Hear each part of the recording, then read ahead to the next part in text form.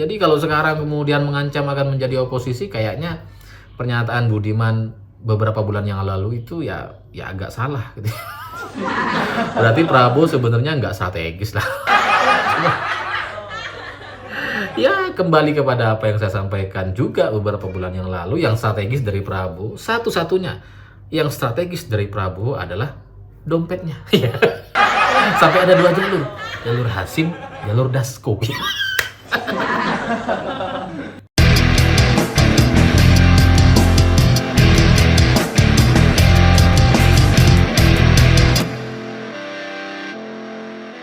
Selamat malam semuanya. Hari ini ada satu berita menarik yang menurut saya ini layak untuk kita diskusikan, di mana Mas Budiman Sujatmiko yang sudah dipecat dari PDI Perjuangan gara-gara mendukung Prabowo Subianto sebagai capres yang strategis katanya gitu ya. Tiba-tiba hari ini memberikan satu pernyataan yang menurut saya ini agak mengejutkan, di mana Mas Budiman bilang bahwa kalau dari semua ide dan gagasan yang sudah disampaikan oleh Budiman kepada Prabowo, ada 6 ide gitu ya. Digitalisasi, hilirisasi, kemudian memaksimalkan dana desa, memanfaatkan sumber daya, meningkatkan sumber daya manusia dan sebagainya gitu. Ada 6 kira-kira. Itu kemudian kalau dari 6 yang sudah diusulkan ini nantinya tidak diterima oleh Prabowo atau tidak diakomodir gitu ya. Kalau yang diakomodir hanya 30% dari 6 ini, ya buat apa katanya gitu ya. Tapi kalau 50% saja ya dia masih mau dukung. Tapi kalau cuma 30% dia menyatakan bahwa siap untuk menjadi oposisi. Bagi saya ini menarik karena gini gitu ya. Mas Budiman itu kan ya menjadi anggota DPR setahu saya 2 periode dengan PDI Perjuangan gitu kan. Lalu kemudian mempertaruhkan semua karir politik dan rekam jejak sejarah yang pernah dia torehkan untuk seorang Prabowo Subianto, untuk supaya dia bisa mendukung Prabowo di Pilpres 2024. Tapi tiba-tiba dia menyatakan siap untuk menjadi oposisi kalau idenya tidak ditampung. Ini ada masalah apa ini gitu ya? Ya kalau dari sisi saya, dalam ingatan saya secara sederhana, saya bisa menyimpulkan bahwa mungkin ada kaitannya dengan upaya-upaya yang coba dilakukan oleh Mas Budiman dengan relawan Prabunya gitu ya. Prabowo Budiman itu kan dideklarasikan di Semarang dan kemudian gak terlalu heboh sih, tapi kemudian itu kan menjadi satu berita yang jadi pembicaraan banyak orang, kenapa Budiman mendukung Prabowo gitu ya. Jadi ketika di Semarang itu ada deklarasi relawan Prabowo Budiman, itu targetnya adalah 40 kota, deklarasi di 40 kota. Nah sampai sekarang setelah lebih dari 1 bulan nggak ada deklarasi lagi. Kayaknya gara-gara ini nih gitu ya, gara-gara targetnya 40 kota, ini baru selesai 1, ini yang kedua nggak jalan-jalan. Ya karena bayangkan gitu ya, sampai Februari nanti kan itu cuma sekitar 5 bulan gitu. Kalau mau deklarasi 40 kota, artinya kan ya hampir 10 kota setiap bulannya untuk deklarasi. Ini belum kampanye, deklarasi. Sementara sekarang itu kan biasanya kalau yang kita lihat deklarasi itu kan dilakukan sebelum kampanye gitu. Sementara ini pendaftaran sudah tinggal beberapa hari lagi, sehingga ya nampaknya apa yang dijanjikan oleh Prabowo untuk bikin deklarasi di 40 kota itu kayaknya agak meleset, sehingga makanya kemudian Mas Budiman jadi kayak memberikan satu warning atau ancaman gitu ya, bahwa dia siap untuk menjadi oposisi Prabowo. Padahal sebelumnya udah mendukung dengan alasan strategis gitu ya. Ya bagi saya mungkin itu salah satu pemicu atau faktor penyebabnya gitu, karena nggak ada alasan lain gitu. Kalau soal urusan ide dan gagasan itu kan sebenarnya ya Prabowo belum tentu menang gitu, dan bahkan belum tentu maju. Kan belum daftar gitu ya. Jadi kalau menuntut Prabowo untuk mengakomodir 6 ide dan gagasan itu sekarang hari ini gitu ya, bagi saya itu ya agak aneh saja gitu. Karena ya apa gunanya juga diakomodir, ditampung, diterima, tapi kemudian kalah, kemudian nggak jadi gitu kan, kan ya nggak ada gunanya gitu. Berbeda misalnya gitu ya, ini kampanye pilpres gitu ya, terus kemudian Prabowo menang, naudzubillahi min dzalik. Semoga tidak pernah terjadi kepada kita semua gitu ya. Baru tuh setelah itu Mas Budiman menuntut ide 6 ini yang sudah diusulkan selama periode kampanye sampai pilpres gitu. Boleh tuh menekan gitu ya. Kalau kemudian ini tidak ditampung ya saya siap beroposisi, boleh tuh. Tapi kalau sekarang kan kampanye aja belum gitu. Lah kok malah mau jadi oposisi. Ini kan belum ada ceritanya ini. Pendaftaran aja belum gitu ya, belum tentu menang juga lah, kok mau siap-siap jadi oposisi ini gimana? Setahu saya itu oposisi itu ya nanti kalau sudah selesai pilpres baru tuh ada pilihan berkoalisi atau oposisi. Sekarang masih mau kampanye ini. Jadi mungkin nampaknya itu karena deklarasi di 40 kota itu tidak terlaksana karena yang diberikan cuma satu. Jadi yang cair cuma satu. Ya karena dari dari yang saya lihat gitu ya, kalau satu deklarasi di Semarang aja itu mungkin bisa menghabiskan sekitar anggaran 5 sampai 8 miliar rupiah.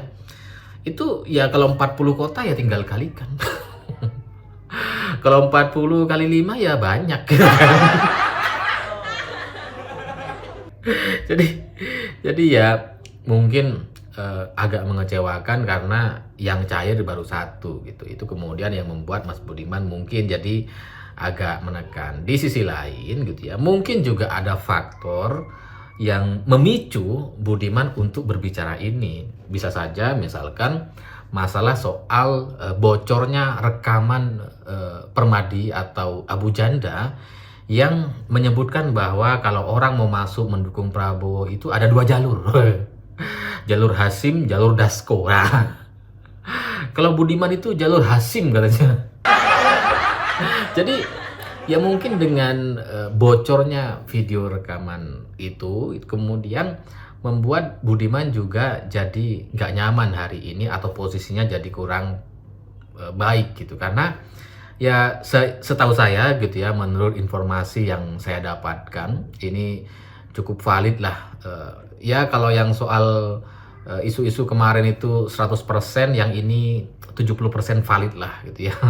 Saya tinggal cek satu kali lagi untuk memastikan, karena dari video atau rekaman yang beredar viral di media sosial terkait ajakan Abu Janda kepada para relawan Jokowi untuk berbelok mendukung Prabowo, itu membuat para elit di kelompok pendukung Prabowo nampaknya itu marah gitu. Sehingga saya dengar ada beberapa orang relawan yang dipanggil tapi kemudian nggak hadir. Takut dilampar api.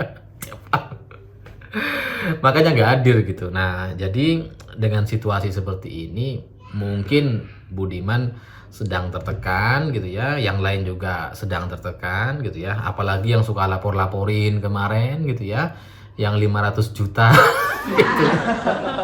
Itu lagi ketekan semua sekarang gitu, sehingga ya dalam situasi yang tertekan atau tidak menguntungkan gitu ya, dengan beredarnya rekaman itu kan nggak ada bantahan sama sekali dari kelompok mereka. Nggak ada yang mau laporin polisi, ada yang ngancem-ngancem, nggak ada tuh.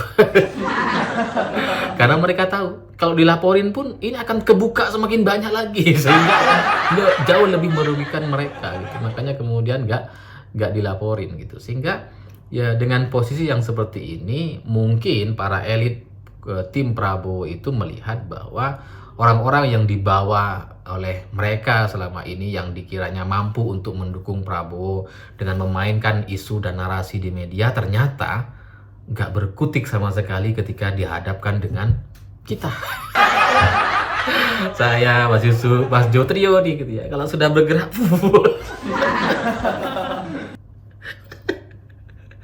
emang ajaib gitu ya. Trio ini emang ajaib, 3 gini loh, 3-nya gini. Wah, makanya kita bertiga tuh karena gini.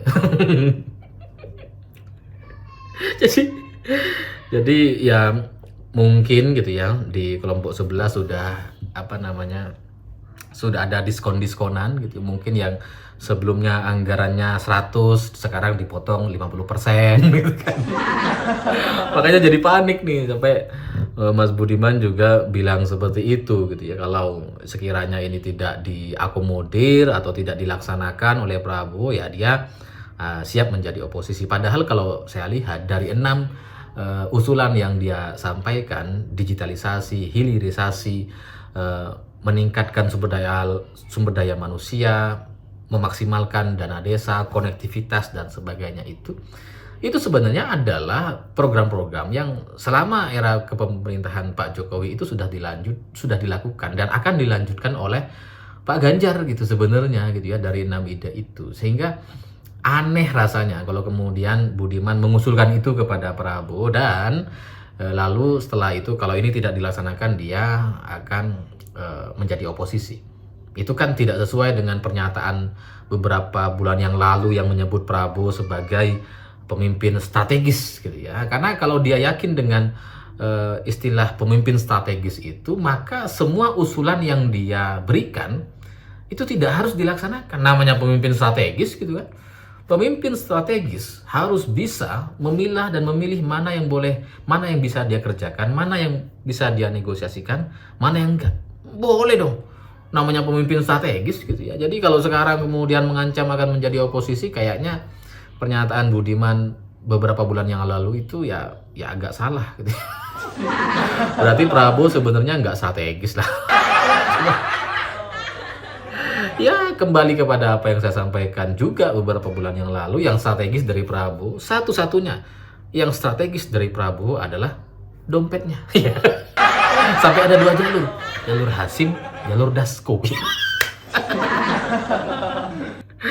Ya, ya kalau ada pendukung Prabowo yang mungkin nggak lewat 2 jalur itu, ya nggak tahu gitu ya. Kalau yang lewat jalur Fadlizon kayaknya zong. Gak tahu deh apakah ada jalur-jalur lain, tapi sampai di sini yang terungkap baru 2 jalur itu gitu. Sehingga ya karena Mas Budiman lewat jalur Hasim katanya gitu ya, sementara Abu Janda lewat jalur Dasko gitu ya. Ya ini bisa-bisa 2 jalur ini macet semua ini. makanya panik-panik semua gitu. Ya, yang namanya pilihan politik itu selalu ada konsekuensinya. Tapi bagi seorang Budiman Sujatmiko semestinya dia paham betul. Dia sudah 2 periode jadi anggota DPR, menjadi komisaris juga sudah 2 periode setahu saya gitu ya. Jadi ya mestinya dia ngerti soal konsekuensi. Kalau dengan situasi seperti sekarang kemudian dia mau menjadi oposisi Prabowo, pertanyaannya dia mau dukung siapa? Dia mau kemana gitu? Di mana narasi-narasi pemimpin strategis sebelumnya? Jangan sampai kemudian karena logistiknya sudah nggak strategis jadi oposisi. Tapi ya begitulah konsekuensi mendukung orang karena alasan ini logistik gitu. Ketika logistiknya stop, mereka nggak akan dukung lagi. Berbeda dengan orang-orang yang mendukung sosok karena alasan ideologis, karena alasan bisa bekerja dan sebagainya. Itu mereka dibayar atau enggak, mereka akan terus jalan tuh. Hanya perbedaannya mungkin soal kecepatan atau speed gitu ya. Kalau ada logistik yang besar dia bisa maksimalkan semua tim, ya kalau nggak ada dia hanya bisa bergerak terbatas gitu. Tapi intinya nggak akan sampai belok gitu ya, nggak akan sampai putar balik seperti ancaman yang disampaikan oleh Mas Budiman. Tapi ya sekali lagi itulah pilihan politik, dan kalau Mas Budiman mau belok, saya nggak tahu belok kemana gitu. Ke Anies jangan-jangan. Ya semoga video ini bermanfaat, dan untuk teman-teman yang lagi belajar politik, kita bisa nikmati setiap kejadian di negeri ini agar bisa kita ambil hikmahnya, agar bisa kita pelajari, agar ke depan ketika kita memutuskan sesuatu benar-benar berdasarkan keputusan-keputusan yang rasional. Saya pikir itu. Terima kasih sudah menonton. Begitulah kura-kura.